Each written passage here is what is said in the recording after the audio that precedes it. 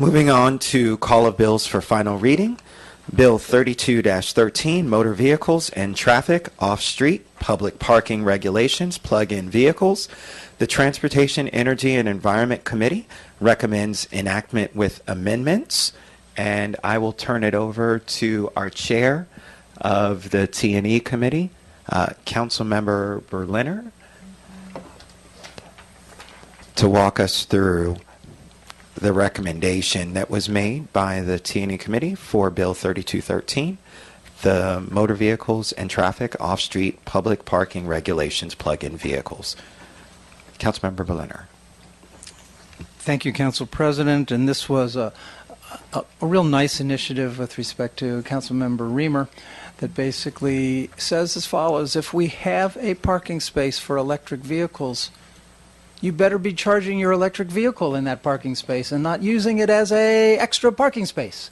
And if not, you're going to get a ticket. So it's really straightforward. What we want to do is we want to encourage electric vehicles. We want to bring about a context in which we have more charging stations, and we want people that use those parking spaces to actually be charging their vehicles in it.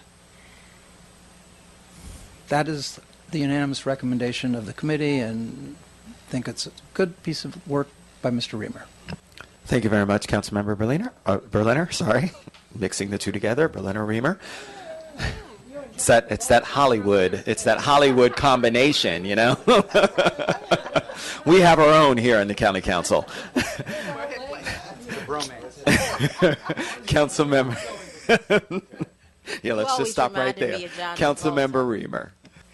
Thank you. I wanted to just recognize State Delegate Eric Ludke, who suggested this legislation to me and was pursuing a similar bill in Annapolis, wasn't able to get it through, and recommended that we look at this in order to help get something statewide. You would be surprised, but it is not uncommon for non-electric vehicles to park in spaces that have charging stations for electric vehicles.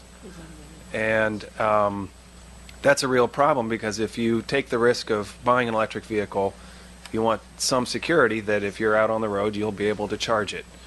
And again, we've heard from multiple electric vehicle owners that it is a problem for them to pull up in front of charging stations and find other vehicles there.